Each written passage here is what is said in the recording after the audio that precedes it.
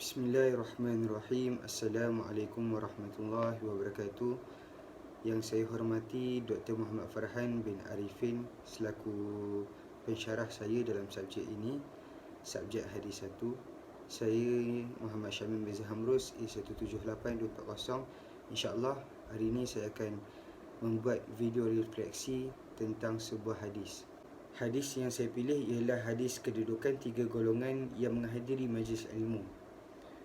An Abi Waqid Al-Laythi anna Rasulullah sallallahu alaihi wasallam bainama huwa jalisun fil masjid wan nas ma'ahu idh aqbala thalatha nafar فأقبل اثنان إلى رسول الله صلى الله عليه وسلم وذهب واحد قال فوقف على رسول الله صلى الله عليه وسلم فأما أحدهما فرأى فرجة في الحلقة فجلس فيها وأما الآخر فجلس خلفهم وأما الثالث فأدبر ذاهبا فلما فرغ رسول الله صلى الله عليه وسلم قال ألا أخبركم عن النفر الثلاثة أما أحدهم فأوى إلى الله فأواه الله وأما الآخر فاستحيا الله منه وأما الآخر فأعرض الله عنه. Maksudnya daripada Abu Waqid Al-Laythi bahawa ketika Rasulullah SAW duduk di dalam masjid dan para sahabat ada bersamanya, tiba-tiba datang 3 orang, 2 orang daripadanya pergi kepada Rasulullah SAW dan seorang lagi meninggalkan majlis itu. Katanya 2 orang yang masuk duduk dekat Rasulullah SAW, seorang daripadanya melihat ruang pada halaqah itu lalu duduk pada ruang itu, dan seorang lagi duduk di belakang orang lain. Manakala yang ketiga berpaling pergi. Apabila Rasulullah SAW selesai daripada bicaranya, beliau bersabda, Baginda bersabda, mahukah aku ceritakan kepada kamu tentang 3 orang yang datang itu, yang seorang itu telah mencari perlindungan pada Allah, maka Allah memberi perlindungan kepadanya, dan seorang lagi pemalu, maka Allah malu kepadanya. Manakala yang seorang lagi berpaling, maka Allah berpaling daripadanya. Hadis ini adalah hadis Sahih Al-Bukhari nombor 66, Sahih Muslim nombor 2176, Jami' At-Tirmizi nombor 2724. 3 kandungan utama hadis ini adalah yang pertamanya, Rasulullah SAW memberitahu kepada kita bahawa adanya bermacam-macam sifat, bermacam-macam kelakuan ragam manusia terhadap menuntut ilmu. Yang keduanya adalah orang yang mendapat manfaat daripada usaha pembelajarannya ialah orang yang paling menjaga adab dan mempunyai kesungguhan yang betul-betul di dalam menuntut ilmu. Dan yang ketiga, secara tidak langsung Rasulullah SAW memuji para sahabat yang sentiasa mendampingi Rasulullah SAW untuk menambahkan ilmu pengetahuan. 3 sebab yang membuatkan saya memilih refleksi tentang hadis ini adalah yang pertamanya adalah saya sendiri sebagai seorang yang menuntut ilmu, sebagai pelajar, dan hadis ini banyak memberi pengajaran kepada saya, terutamanya dalam konteks menuntut ilmu. Dan yang kedua adalah untuk mendekatkan diri saya sendiri sebagai pelajar dan penuntut ilmu dengan majlis-majlis ilmu yang ada. Dan seterusnya, ketiga adalah saya ingin mengetahui beberapa pandangan ulama berkaitan dengan hadis ini. Kenapa saya merasakan hadis pilihan ini penting pada diri saya dan rakan-rakan saya? Kerana hadis ini berkaitan dengan penuntut ilmu. Maka kami dapat tahu ganjaran yang Allah telah sediakan untuk penuntut-penuntut ilmu. Yang keduanya, dengan hadis ini akan memberikan semangat kepada saya dan rakan-rakan sebaya sebagai penuntut ilmu untuk lebih semangat dalam menuntut ilmu.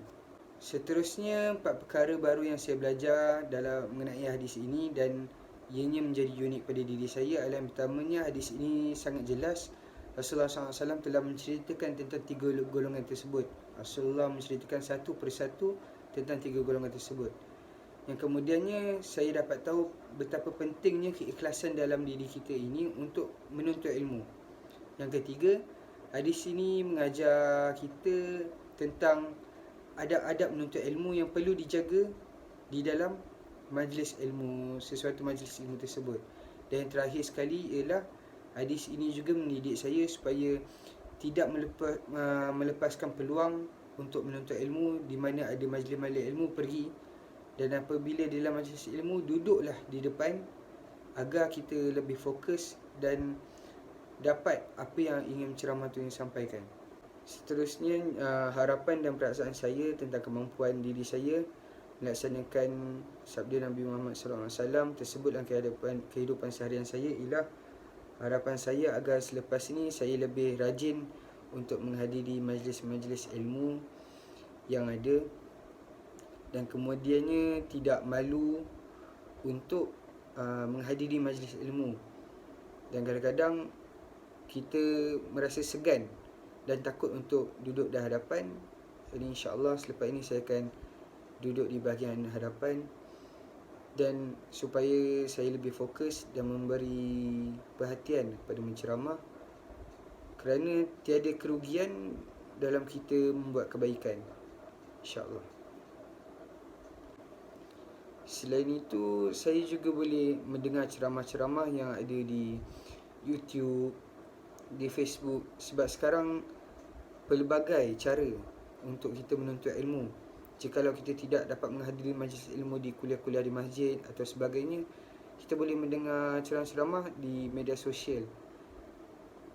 Kerana ini nak beritahu betapa pentingnya menuntut ilmu dan jangan segan untuk menuntut ilmu.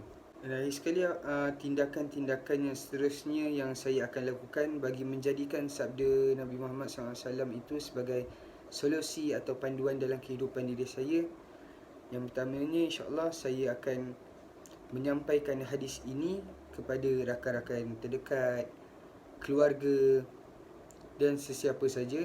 Mungkin saya boleh share di media sosial supaya orang ramai boleh mendapat faedah daripada hadis ini.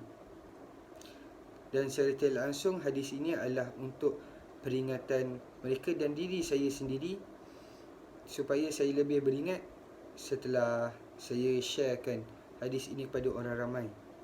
Kemudiannya saya akan menghadiri majlis-majlis ilmu yang ada, dan saya akan mengajak rakan-rakan, kawan-kawan saya supaya demi kebaikan bersama.